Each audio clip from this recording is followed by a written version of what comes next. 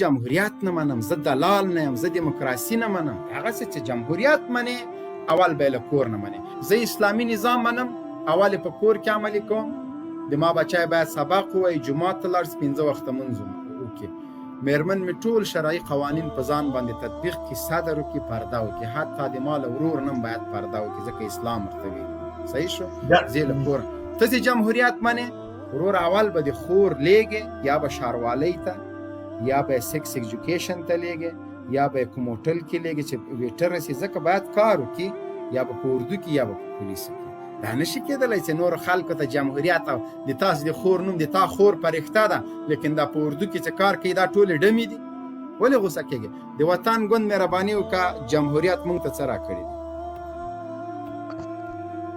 سلامونه ټولو ته. خدای دې وکړي ټول جوړ و روغ او صحتمند اوسئ.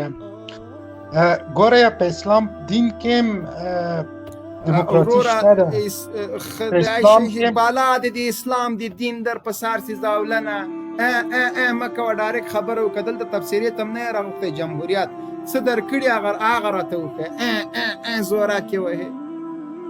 مهرباني ګوره کله که تاسو باندې خلک په موږ باندې واکمن، ګوره موره پرېږده، دوستم چې په موږ واکمنېږي، شړنګا شټاسری چې په موږ واکمنېږي، ټامي محب چې په موږ واکمنېږي، د دې واکمنۍ حق موږ هم لرو. وادې ورېده ښه. جمهوریت څه درکړي؟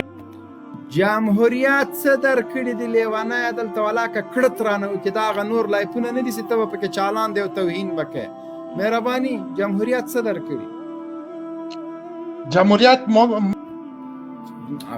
یا مې درته ویلې چې دا خوله داسې خوړته مه کوه. جمهوریت منې خلک خبرې ته پرېږده. ولې تاسو دونه ډارېږئ؟ جمهوریت منې د جمهوریت پلوي یې؟ بالکل منم. که تاسو موږ ته خبرې ته موږ د خبرو نه ډارېږئ، ودرېږه نو چې جمهوریت منې، جمهوریت باندې میان یې. په کور کې که زنانه لري، د کور څومره غړي مو زنانه په دې حکومت کې کار کوي؟ زنانه باندې خبرې مه کوه. نه جمهوریت کې د دواړو نه چې منې افغان یم، خو ته بې غیرت یې چې جمهوریت منې. ودرېږه. جمهوریت چې منې، خور دې په کومه اداره کې کار کوي، ښځه دې په کومه اداره کې کار کوي؟ دا خو څه بده خبره نه ده. جمهوریت منې که نه؟ جمهوریت منې وروره، جمهوریت منې. ولې پې شرمېږې؟ جمهوریت منې. دیموکرات سیکولر د بل چا د پاره خوښوي. ملالۍ شینواري کې کاغذونه منډئ او خپله خور مو په کور کې کېنولی. دفاع وزیر دې څه ویلې؟ دا کاغذ داسې تاو کړم، بېادبي دې مافې خلکو لورګانې به د تاسو سره سکرتر وي، تاسو به مزې پې کوئ، د تا لور به په کور کې ناست. دا څنګه جمهوریت ده؟ دې نه ښکاري چې دا جمهوریت ناکام ده، دا جمهوریت مردود ده، دا جمهوریت فاحش ده. ځکه ته پکې خپله خور نشي زغملی او د بل چا به د تا په څنګ کې ناست دي. دا جمهوریت نه منو مونږ وروره. د جمهوریت معنا سیکولریزم. د جمهوریت معنا و په هر کې مې ولیده، په هر کې مې ولیده. ولې نه پوهېږم؟ جمهوریت د ښځې او د نر حقوق یو شی. هیڅوک حق نه لري چې په ښځو باندې پرده وکړي، په کور کې کښېني. ښځه هم باید کار وکړي. سړی هم دغه ته جمهوریت وایي. که سړی ټیکټر چلوي، ښځه دې هم چلوي، دغه جمهوریت ده. که سړی اشپزي کوي، په هوټل کې ویټري کوي، ښځه دې هم کوي، دغه ته جمهوریت وایي. وادې ورېده ټوپونه مه وهه، داسې اور در باندې بال سي. جنرال صاحب د خلکو لورانې راوباسي، موډلینګ پکې اول خپله خور مور راوباسي، موډلینګ دې پې وکړي، بیا د خلکو لورانې دې راوباسي. څنګه زور درکړي؟ هر والي ته شاهین صاحب، هر والي ته دوی لومړۍ مرستیاله ټاکلې ده. دغه لومړۍ مرستیاله د چا لور ده که نه ده؟ د چا خور ده که نه ده؟ افتخار هم پې باندې کوي. خو یا به د تا خوري، یا به د نصرت افغان خوري، یا به د قاری عیسی خوري، یا به دغه اروپا میشتې سکشویانو فلبرایټان د دوی خویندې به، یا به په کابل کې د ځینو بې ضمیرو موردګوانو خویندې. دا خو د خرې لورګانې خو نه دي، له سپی نه خو نه دي پیدا.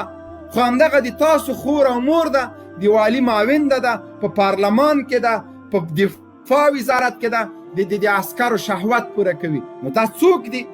او که چیرته جمهوریت نه منې، بیا خو اسلامي نظام دی دې بدیل اسلامي نظام کې به د ساتر وي حیا حتی تعلیمي نصاب که څوک جمهوریت مني د کابل په پوهنتون کې یا په نور امریکایي پوهنتونو کې لکه د عصمت قانع لورم پکې وه که نه هلته هلک او ښځه یو هلک یو جلۍ یو هلک یو جلۍ باید څنګ په څنګ کېږدي هر رقم څه کوي څوک اجازه نه لري چې ورته ووایي ولې ځکه دې کې په انګلیسۍ کې دې ته وایي ګرلفرینډ مطلب دا چې مخکې له واده چې هر څه کوې کوایه صحیح ده وادې اورېده نو د امریکا په پوهنتون کې تعلیم حاصل کړي جنکۍ چې د عصمت قانع لورم پکې ده هغه به څنګه له داسې یو پوهنتون نه روغ او پاکه راوځي دا یا خو عصمت قانع لور نه ده نرښځی ده یا یې پاڅانګ کې چې هلک یې ګرلفرینډ د هغه نر نه ده دا خو کېدای ځکه شریعت منې کړي دي همدې دپاره داسې کوم خیانت کوم جرم ونه سي